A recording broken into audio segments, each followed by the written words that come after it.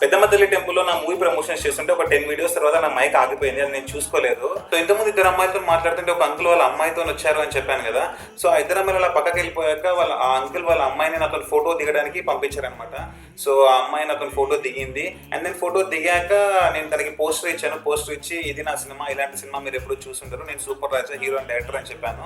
And నీకు Instagram account ఉందంటే ఉంది అని చెప్పింది. ఇక్కడ వెనక ఒక కాంటెస్ట్ కూడా పాల్గొనొచ్చు, 3000 ప్రైజ్ మళ్ళీ గెలుచుకోవచ్చు అని చెప్పాను. సరే నేను చేశాను అని చెప్పింది. అండ్ దెన్ నీ ఫేవరెట్ మూవీ ఏంటి అంటే 3 మూవీ అని చెప్పింది, తక్కువ అసలు ఆలోచించకుండా.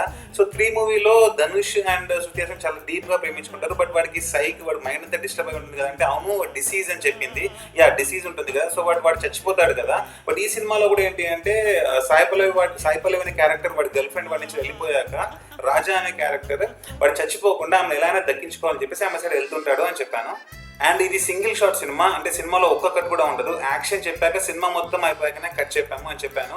తను చాలా చాలా క్యూరియస్గా వింది, చాలా బాగా వింది. అండ్ అప్పుడే వాళ్ళ ఫాదర్ కూడా వచ్చాడు. వాళ్ళ ఫాదర్తో కూడా మాట్లాడాను, సినిమా ఎలా నడుస్తుంది. చందమామను అందుకునే ఇంద్రభవనాన్ని కడతానురా, పడవంత కారులోన బజారులన్నీ షికారు చేస్తా